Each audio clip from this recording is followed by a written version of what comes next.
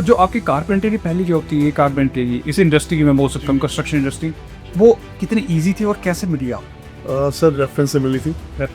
Easy तो नहीं थी क्योंकि स्टार्टिंग में लेबर का काम करना पड़ता है। तो जैसे आपने बोला कि 2019 में ही वीज़ा आया, कारपेंट्री की स्टडी ली, कुछ चेंज नहीं किया, जब कुछ चेंज किया था जब पूरा टाइम पे ही कंप्लीट किया आपने? तो मैंने पूरे टाइम पे कंप्लीट किया था। जब पीआर आते हैं मोस्टली बच्चा ये सोचता है कि यार अभी बिजनेस स्टार्ट कर देते हैं कोई। जी जी जी बिल्कुल। क्या आपके माइंड में भी क्वेश्चन आया? जी बिल्कुल। Like I was about to quit my job. हाँ जी, आज हमारे साथ है नीतीश अरोड़ा जी, जो कि इंटरनेशनल स्टूडेंट है 2019 में, और जो पीआर हुई है वो हुई है 2024 में।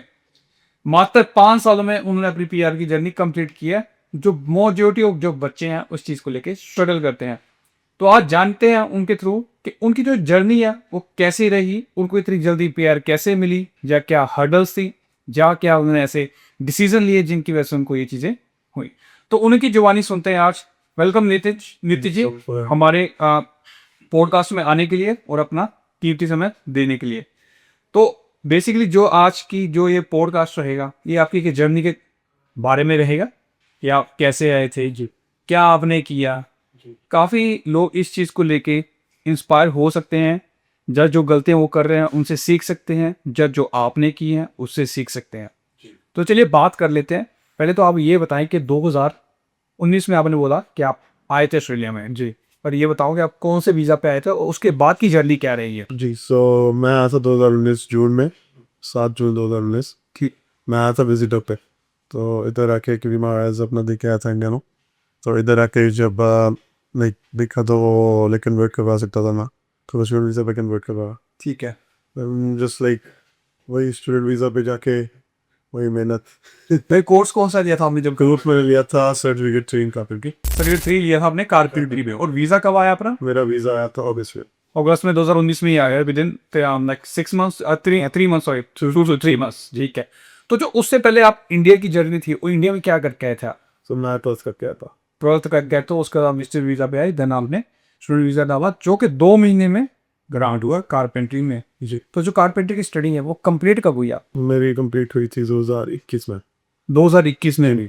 उसके बाद मैंने डिप्लोमा किया था बिल्डिंग एंड कंस्ट्रक्शन में। ठीक है।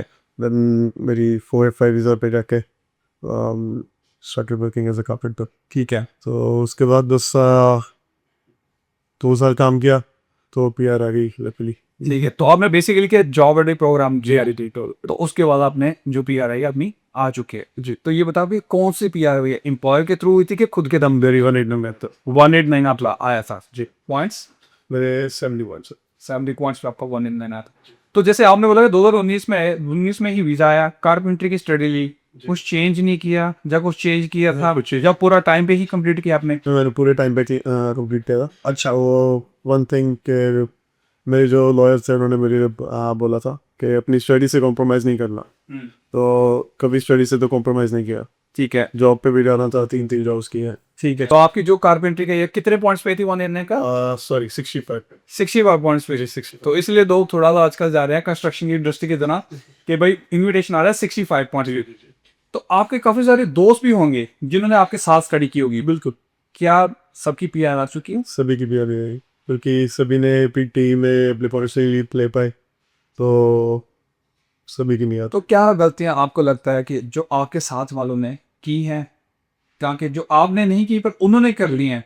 अपने टाइम पे उन्होंने पढ़ाई ख़त्म नहीं की और पीटी पे ध्यान नहीं दिया, तो बस सोचते सोचते क्या हो कर लेंगे, हो जाएगा, करते करते पे टाइम वेस्ट करने लग जाते हैं। हाँ, तो वो देख लेंगे हो जाएगा, दलकर की बात है। वो एटीट्यूड ठीक नहीं है ना। हाँ, पर जो आपने बोला कि स्टडी उन्होंने टाइम पे कंप्लीट नहीं की, क्या लगता है कि क्या रीज़न हो सकता है कि जो स्टडी है कंप्लीट नहीं कर पाते? या उनका इंटरेस्ट नहीं है, या मतलब क्या लगता है, क्या रीज़न हो सकता है? स्ट्रेस नहीं होता है या काम को ज़्यादा इंपॉर्टेंस देते हैं। सो ये चीज़ें हैं। थोड़े घर वालों से भी प्रेशर होते हैं, घर में पैसे भेजने होते हैं। कोई फाइनेंशियल प्रेशर नहीं, प्रेशर नहीं तो मतलब सिचुएशन हो जाती है, जब पर्सन बंदे की हो जाती है।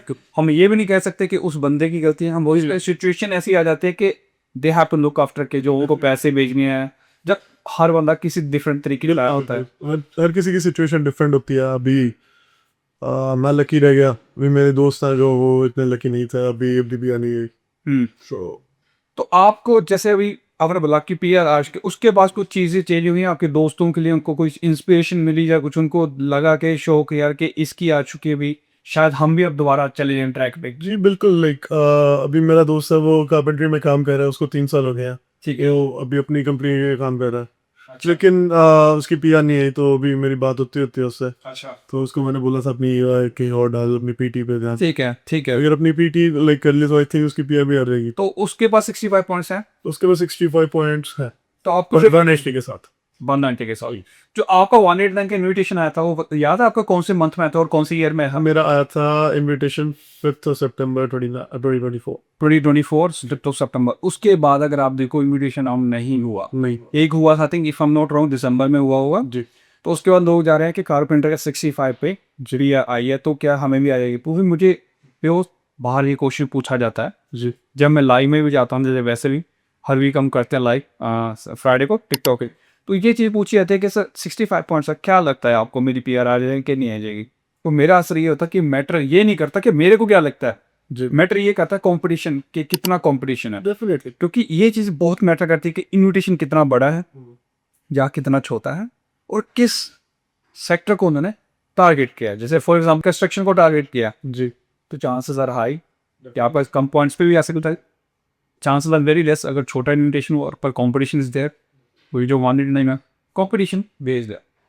ये तो होगी जर्नी आपकी 2019 से 2024 की पीआर की। सुनने में इजी लगता है पर कुछ ऐसी हर्डल्स आई होंगी 2019 में आए जब इनविटेशन सॉरी वीजा आपने डाला, जी जॉब भी तो की होगी पहली भाई। क्योंकि जब तक मेरा वीज़ा नहीं आया था तब तक मैं जॉब कर नहीं सकता था। जस्ट एंड में मेरा वीज़ा आया था, उसके बाद मेरी पहली जॉब मेरे बाइनल हुई थी मैकडॉनल्ड्स में। मैकडॉनल्ड्स मैंने आपका पॉडकास्ट देखा था, आपने भी पहली जॉब मैकडॉनल्ड्स में की थी। आपकी क्या पोजीशन थी? मेरी बाकी बंदा था। आप प्रू मेंबर से मैक लेना चाहता स्पर की ही है पर दोनों मैकडॉनल्ड्स में थे। ठीक है, तो आपने क्रू मेंबर की जॉब की मैकडॉनल्ड्स में और इंडिया में कभी कोई जॉब की है? नहीं मैंने नहीं की। तो आपकी जो पहली जॉब थी क्या आपको लगा, देखो जॉब का स्टेटस क्लीनर से हाई था पर क्या स्टिल आप कंफर्टेबल थे जॉब करने में? स्टार्टिंग में तो obviously like everything was new, तो थोड़ा मुश्किल तो हुआ, लेकिन फिर जब एक बारी पहली पे आई थी खुशी बहुत हुई थी, खुशी बहुत हुई थी। बहुत ज़्यादा। अच्छा। अभी मुझे याद है $345 आए थे मेरे, तो वो मैंने रखे थे, फिर घर वालों को दिए थे। तो वो घर वालों को दिया ही बाहर तो वो मैंने कैश निकलवा के वो मैंने साइड कर रखे थे। और बोला होगा 20,000 मांगे आपका है ना? तो ये चीज़ जैसे हमें बोला आपने पहले ही पेमेंट रखी, तो मेरी जब पहली सैलरी आई थी तो मैंने 50 रोजे रखे थे अपनी मम्मी को भेजे थे दोस्त के थ्रू, जब वो ही गया था कि भाई ये मेरी पहली कमाई है। आई थिंक वो सबके लिए इंपॉर्टेंट हो जाती है जो पहली कमाई होती है, चाहे आप $1 कमाओ चाहे $10,000 कमाओ, पर जो पहली कमाई का मजा है जहाँ आप उसको अपने पेरेंट्स को डेडिकेट करते हो हर चीज़, वो एक होता है डिफरेंट फीलिंग होती है जिसको यार रिप्लेस नहीं। फिर आपने क्रू मेंबर करते रहे क्या आप पूरा टाइम क्रू? मैंने जी मैं क्रू मेंबर था, मैं क्रू ट्रेनर भी बना था। फिर 1.5 साल तक मैंने काम किया, साथ में मैंने कार वॉश भी किया, ठीक है, तो जॉब्स काफ़ी किए हैं। जॉब्स काफी की। जी जी। तो सबसे हार्ड जॉब आपको और सबसे इंटरेस्टिंग जॉब कौन सी लगी? दो डिफरेंट बता दो एक जॉब। ऐसे सबसे हार्ड जॉब मेरी कार वॉश थी डेफिनेटली, ठीक है, क्योंकि सारा दिन जस्ट नीचे। फिजिकल वर्क ज्यादा उसमें ना। जी जी, लाइक फिजिकल वर्क की भी बात नहीं, फिजिकल वर्क की पूरी कंस्ट्रक्शन में मैंने फिजिकल वर्क ही ठीक किया। है, ठीक है। तो वो हार्ड इसलिए थी क्योंकि सारा दिन बस नीचे बैठ के बस टायर्स को साफ करने में। हाँ, ठीक है, वो भी चीज़ ज़रूरी थी। अगर लाइक मैं इस पोजीशन पे लाइक 8 ईयर हुई है, अगर मैंने वो ना किया तो शायद मैं आज भी ना होता। डेफिनेटली डेफिनेटली ये चीज़ बहुत बड़ी बात है, जो ये समझने वाली बात हम बोल देते हैं सिचुएशन ऐसी है, पर by the time after 5 year you enjoy that कि यार मैंने वो किया। तो उसके साथ इंटरेस्टिंग जो कोई ऐसी लगी है कि मेरा मन करता था ये जॉब करनी, मेरा यहाँ से कारपेंटर का। आई लव माय जॉब। अच्छा, तो अभी भी सेम फील्ड में अभी मैं सेम सेम पोजीशन पे थे अभी? अभी मैं साइट सुपरवाइजर। अच्छा, साइड सुपरवाइजर तो आप बहुत हो चुके हैं, तो अभी आपके नीचे जो कारपेंटर है वो काम करते हैं जब बाकी लोग काम करते हैं। क्या वो आपसे कभी पूछते हैं कि सर आपकी जो पीआर हुई है, या आप कोई हमें राय देना चाहोगे उसे? लाइक क्योंकि जो जिनके साथ मैं काम करता हूँ वो लाइक वो तो ऑजी है, तो ऐसी पोजीशन तो नहीं आती कभी। अच्छा अच्छा अच्छा, ओके। तो जो आपकी कारपेंटर की पहली जॉब थी, ये कारपेंटर की इस इंडस्ट्री की मैं बोल सकता हूँ कंस्ट्रक्शन इंडस्ट्री, वो कितनी ईजी थी और कैसे मिली आप? सर रेफरेंस से मिली थी।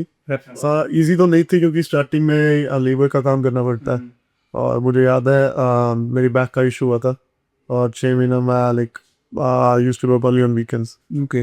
तो मेरी पोजीशनिंग इतनी ना मेरे से चल होता था, ना बैट होता था, ना लेट होता था, तो that was the worst time for me.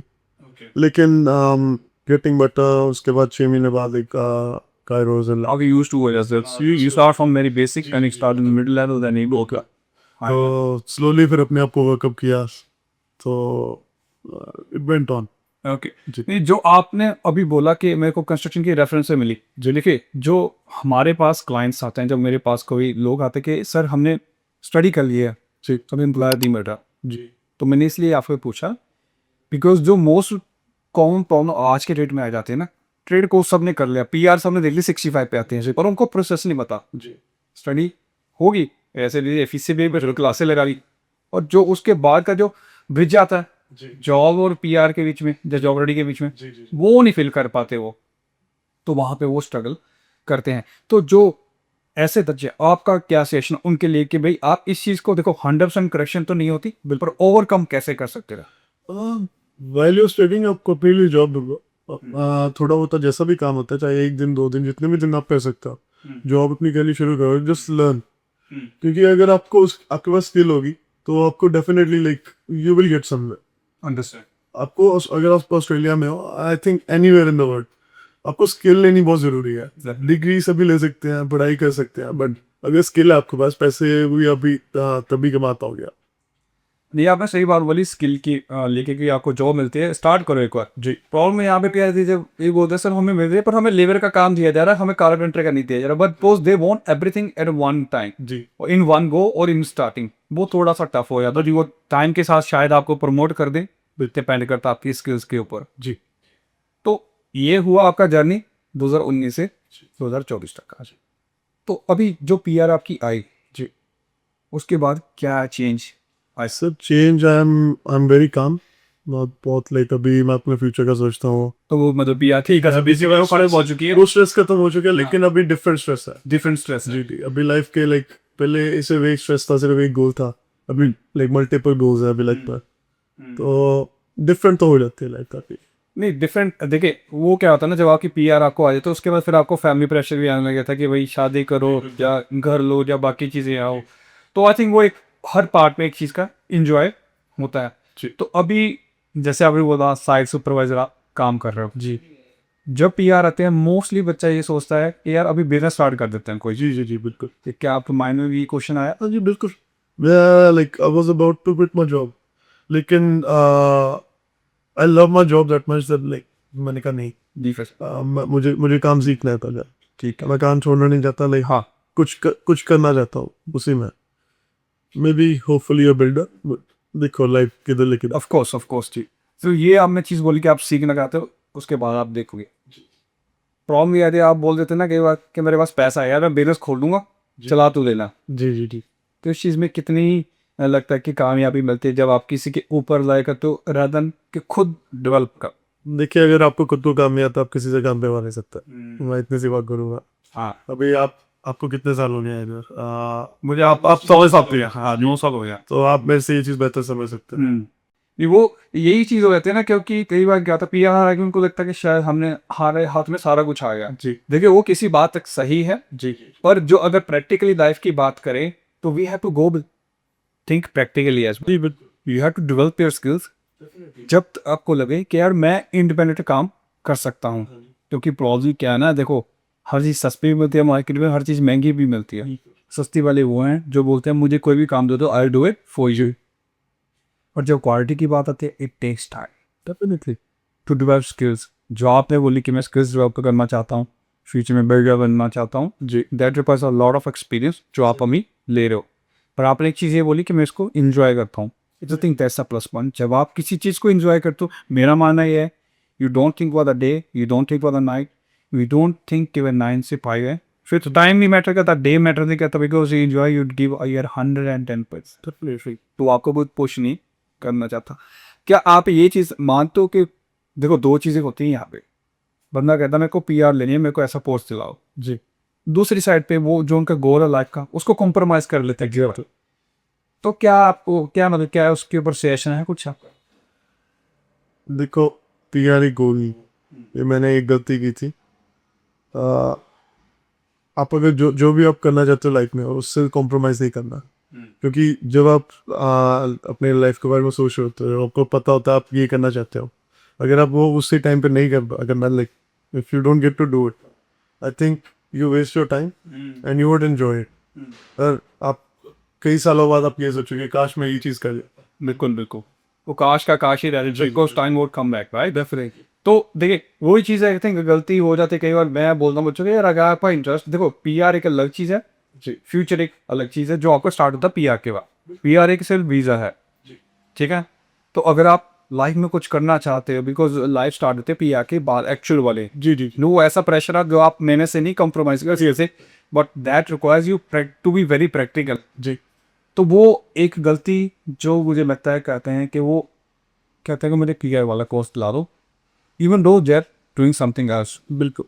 और कई बच्चे ऐसे ही हैं, देर वेरी स्मार्ट, वो पीआर को फोकस रखते हैं, they're very strong minded, they want to do something in their life. For example, they want to become a builder, but they're spend cookery for example. जी तो cookery करना PR के लिए example है। जी जो कंस्ट्रक्शन में काम कर रहे हैं अपने फ्यूचर के लिए, बिकॉज लोग अपनी भी मांगता है। देन मेरे पास ऐसे काफ़ी क्लाइंट्स हैं जो स्टडी कर रहे हैं but they have their own business, because they हमेशा दे आर, हमारा गोल ही है। जो ये कोर्स कर रहा हूँ ना भाई, जो मैं कर रहा हूँ यार, बड़ा सिंपल पता है, एंड आई अप्रिशिएट कि भाई आप दोनों चीज़ों को कैरी ऑन कर रहे हो, चल रहे हो, बिकॉज दे थिंक प्रैक्टिकली। वही बात है ना, पैसा है तो सारा कुछ दुख है। तो वो चीज़ एक आई थिंक बात आ जाती है। पर जो नीति जी अभी क्या होता है, अभी जैसे आपने, आप जॉब करते हो, जी पीआर हो चुकी है, जी नेक्स्ट चीज़ों के बारे में सोचते हो, जी। कभी कभार ऐसा लगता है यार कि इसके बाद क्या? अभी तो मैं खुद कंफ्यूज हूँ। कई बार ऐसा लगता होता है मैं फंसा पड़ा हूँ यार, फील में होता है, सभी के साथ होता है। एक टाइप पे आपके साथ भी ये फील हुआ होगा। तो आई थिंक टाइम देना चाहिए उसको, लाइक रियली सोचना चाहिए, बट ज़्यादा अपने आप को दिमाग नहीं खराब करना चाहिए। क्योंकि एक टाइम पे ना ऐसा पॉइंट आता है, आपको लगता है यार ये भी हो गया, ये भी हो गया, अब क्या? तो आपको ना मतलब पैसा आ रहा है, but you stop enjoying that moment. जी जी जी तो अभी इसके साथ अभी पीआर हो गया, इसके बाद बंदा सोचता है सिटीजनशिप का। जी। तो आपका उसके ऊपर कुछ है मत के को सिटीजनशिप दे दी कि नहीं से रिलेशनशिप? के बारे में एक्चुअली मैंने भी सोचा नहीं है, अभी तो मैं वैसे भी एलिजिबल नहीं हूँ, क्योंकि 1 साल रहना पड़ता है। नहीं, आफ्टर 1 ईयर मैं टीपी के मैं सिटीजनशिप लूंगा मैं, यानी I haven't really given it a thought. अच्छा। जी तो आपने उस चीज़ के बारे में सोचा? नहीं, क्योंकि आफ्टर ऑल मैं इंडियन हूँ, तो चाहे मैं ऑस्ट्रेलियन सिटीजनशिप ले लूँ, कभी भी लाइक मैं इंडियन ही हूँ। क्योंकि कई बार क्या था ना, सिटीजनशिप लेते हैं कि यार काफ़ी चीज़ें ना इजी हो जाते हैं। ऑस्ट्रेलिया पासपोर्ट में तो you can travel easily, you will consider as Australian. बिल्कुल।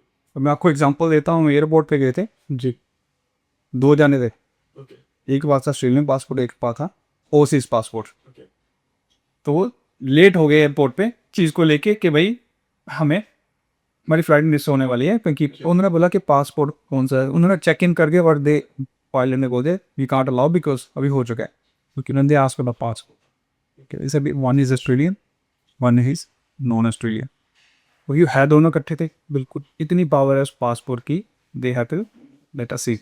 वो हमें जाना पड़ा, उनको देना पड़ा हमें अंदर जाने के लिए कि बिकॉज ऑस्ट्रेलियन है, दे कांट। तो मैं आपको एक एग्जाम्पल इसलिए दे रहा हूँ, जी are lot of power, really path value बहुत है। I think you can travel to 185 country visa Of course, until at the airport they treat you different. I'm not saying कि discrimination है या कुछ ऐसा कुछ मैं यूज नहीं करना था तब। जी जी but I'm trying to say it's a power. जी। एक आपसे आखिर पावर आ जाती है। Passport is very power. Overseas अगर आप जाते हो, if something goes wrong, they think कि मैं ऑस्ट्रेलिया में बंदा you get the email जी गवर्नमेंट के भाई आपसे दो ये this is a number, you can contact them in case there is an issue. जी आई थिंक इंडिया में कभी बार दंगे हुए थे, तो उस टाइम पे काफ़ी लोग गए थे ऑस्ट्रेलियन, जी जैसे जाते रहते, फैमिली तो बैक नहीं हुई है। तो उनको ये चीज़ का, मेरा दोस्त ने बताया कि मेरे को ना इतना सेफ हुआ जब बिकॉज मुझे ईमेल आई थी कि भाई अगर if you stuck anyway okay hold us in this number. अब जब कोरोना का टाइम होता तो मैं पहले ही आ गया था, travel back to country Australia back की SCP जी ताकि आप स्टार्ट ना हो, जो आगे वो आगे बाकी रह गए थे। कई बार चीज़ें सिचुएशन ऐसे रहती है कोई, सो एक पावर आई थिंक ऑस्ट्रेलिया में पासपोर्ट की बहुत ज़्यादा है, जो हम एक टाइम के बाद रियलाइज़ करते हैं। More you travel more you find के भाई वाई ऑस्ट्रेलियन पासपोर्ट। जी, तो मैंने इसलिए आपको ये क्वेश्चन पूछा था कि भाई क्या सोचते हो सिटीजनशिप के बारे में। तो आई थिंक शायद कई बार लोग बोलते हैं सिर्फ PR चाहिए जी, और सिटीजनशिप नहीं चाहिए, कि बोलते हैं यार सिटीजनशिप भी चाहिए, अपना अपना एक प्रोस्पेक्टिव। जी जी, पर जो मैं सिटीजन हूँ, तो मुझे उस चीज़ का बेनिफिट फील हुआ कि भाई इसकी पावर इतनी है, you feel on a different level. Sometimes ऐसी चीज़ें जो पैसा काम नहीं करेगा वहाँ पे पावर काम करेगी। तो ये चीज़ एक है, उस उदाहरण मैंने इसलिए आपको दिया। शायद कई बार तो कोई आपके पास डिफरेंट एक्सपीरियंस हो आपका। जी हाँ, मेरी बात सुन रहे, आपके पास पासपोर्ट मान लो आ गया फॉर एग्जाम्पल, तो यार भाई मेरे साथ ऐसा हुआ, मेरे को उस चीज़ का बहुत मतलब अच्छा फील हुआ। जी तो वो चीज़ इनके है नितिश जी। और दूसरी बात अभी क्या है ना, अभी अब मेरा ट्रेड इन आपकी बेसिकली टी आ रही है जी। एक कंपैरिजन होता है ट्रेड लें जहाँ बैचलर्स या मास्टर्स करें, हाई प्लस ट्रेड। तो आप देखो इसमें कुछ रॉन्ग और कुछ राइट नहीं है, आपकी अपने अपने की। या तो व्हाट यू से कि भाई people should go towards trade or they should go towards bachelor's or master's for the higher sector. people should go towards which they will enjoy. They enjoy. Good चीज़ है। But अगर उनको बोले, अभी mostly क्या ना लोग अब क्वेश्चन पूछो, they don't enjoy something. They just say we need to get the peer advise us. और मेरी बात समझ रहे जी जी बिल्कुल। उनके वो ड्रीम खत्म हो चुके हैं। मोस्टली होंगे दे थॉट थिंक यार मेरे को ये करना, बोलते हैं भाई मेरे को पीआर चाहिए यार, जी मैटर नहीं करता कैसे चाहिए। अब मेरी बात समझ जरूर ये करना पड़े ये पड़े। तो अगर आपको पर्सनली ट्रेड और वेट हाई सेक्टर और वेट ट्रेड से चूज करना पड़े, आप क्या चूज करोगे अगर आपको चूज करना पड़े personally? Personally I think trade, क्योंकि लाइक आई लव बिल्डिंग। बचपन से बॉब द बिल्डर आता था भाई, हाँ बहुत मुझे तभी से काफी इंटरेस्ट होता था। ठीक है जी तो अभी जो आपकी इंडस्ट्री है इसमें ना काफी बोलते हैं कि कंस्ट्रक्शन में एडमिशन दिला दो। जी कोई बोलता है कारपेंटर, कोई बोलता है कैबिनेट मेकिंग, कोई बोलता है पेंटर, कोई बोलता है रूफ टाइलर, कोई बोलता है प्लम्बर, कोई बोलता है इलेक्ट्रिशियन। तो आपके हिसाब से जो आपने एक्सपीरियंस के हिसाब से क्या लगता है कि किस ऑक्यूपेशन की डिमांड आप लोगों को ज्यादा फील होती है कि यार ये बंदे मिलने मुश्किल है? देखिए, बंदे तो वर्क मिल जाते हैं लेकिन अच्छे वर्कर नहीं मिलते। हाँ तो वही मतलब है कि अच्छे वर्कर इस ऑक्यूपेशन में मिलने बहुत मुश्किल है। बिकॉज भी देखो हर बंदा बोलता है मैं ये कर सकता हूँ मैं कर सकता हूँ, वो डिफरेंट स्टोरी है। पर आप बोलते हैं स्किल्ड वर्कर आपको ढूंढने हैं, बिल्कुल। तो आपको क्या लगता है कोई एक ट्रेड ऑक्यूपेशन जिसमें आपको लगता है यार शायद हमने ये चीज का हमें हार्ड हुआ फाइंड अप करना? अब से ब्रिकलर। ब्रिकलेयर, जी ओके। ब्रिकलेयर का फाइंड क्यों हुआ है? क्योंकि यहाँ पे घर इंट्रो से नहीं बनते।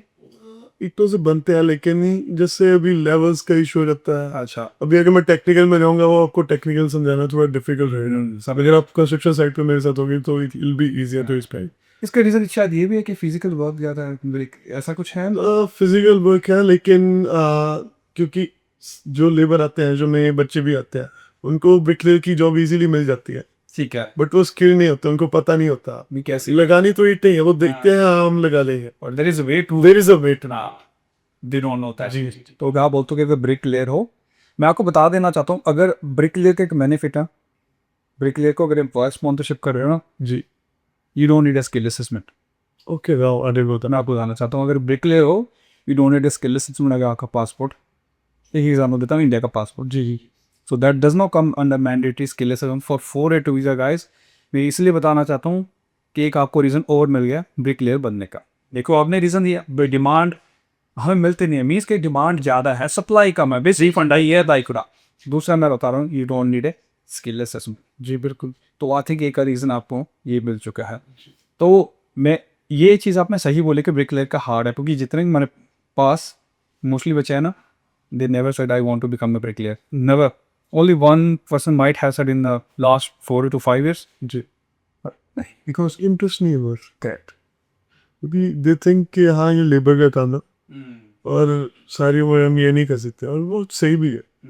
बट अगर आप कर रहे हो, अगर आप अपना बिजनेस इस पे करते हो तो it's a very good business. But I think they अब देखो स्टार्टिंग के लिए कुछ ना कुछ तो करना पड़ता है। ब्रिक लेयर बनोगे इस टाइम के बाद आप एक बिल्डर भी बन सकते हो। When you know the from the basic, I think when you go on the top, you know how the whole process works.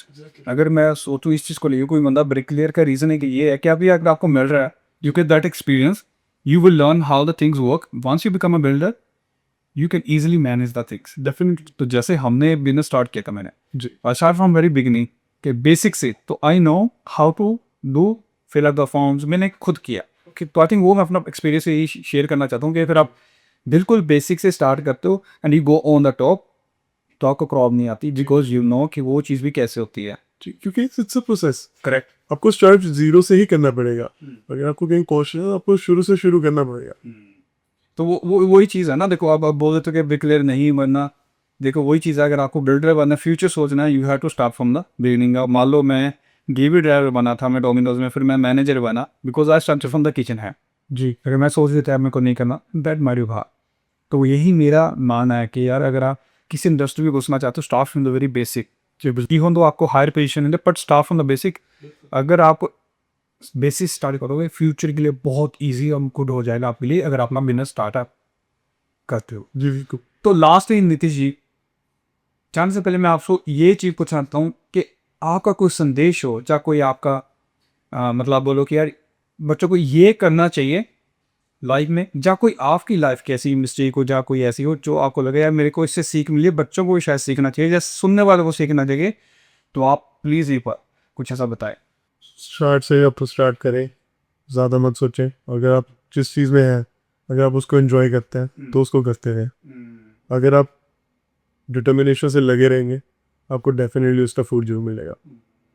तो आप ये बोलना चाह रहे हो कि go with the flow, don't overthink, जो चल रहा है उसको चलने दो, but enjoy the same tree, ताकि आपको जो फ्रूट है बाद में मीठा मिले। बिल्कुल ये बात आप बोलना चाह रहे हो। थैंक यू नीति जी, आपका टाइम देने के लिए, अपना एक्सपीरियंस शेयर करने के लिए। जो आपकी लाइफ की जर्नी है, 5 साल में PR रहना कोई इजी बात नहीं है, पर आपने प्रूव कर दिया आगे। टाइम आएगा, टाइम जाएगा, रूल्स आएंगे। जी, मैटर ये करता है कि आप क्या करते हो।